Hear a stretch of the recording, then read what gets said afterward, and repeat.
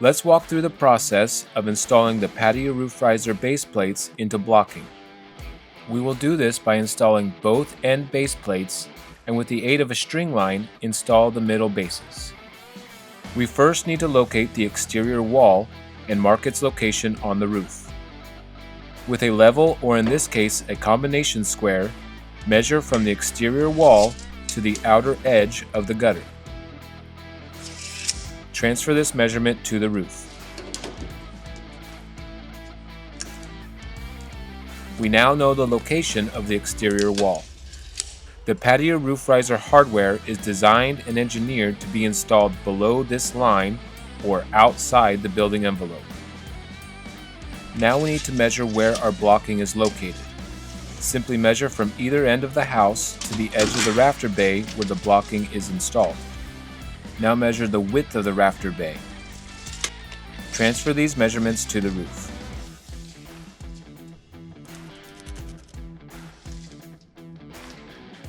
We now have the location of the blocking. The bases can be installed anywhere left to right, ensuring they are at least 1 inch away from either end of the blocking.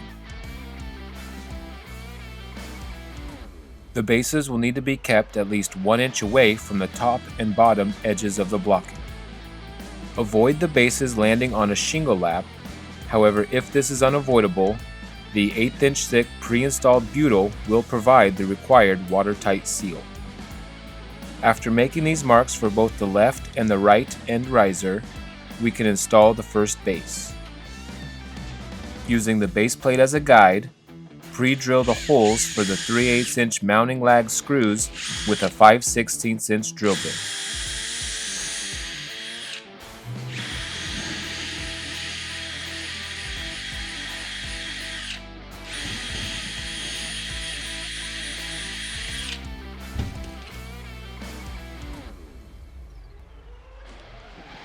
Remove the protective paper from the butyl on the bottom of the base plate. Once this paper is removed, the butyl is extremely sticky. Do not remove the paper until you are ready to install the base. Carefully set the riser in place, ensuring proper alignment with the pre-drilled holes. Using a 9/16 inch socket, install the 3/8 inch lag screws until the pre-installed washers on the lags compress against the base plate and the butyl slightly exudes from the sides, creating a watertight seal.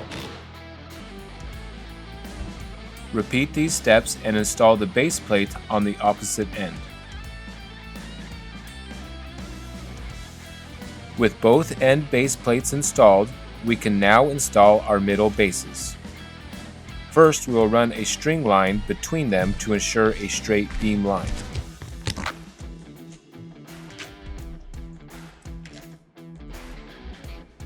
Next, measure the span or distance between the end base plates and mark the center of this span.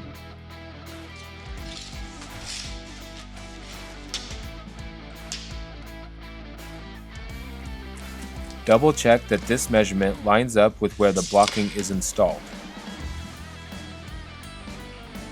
Using the string line as a guide, position and install the remaining bases.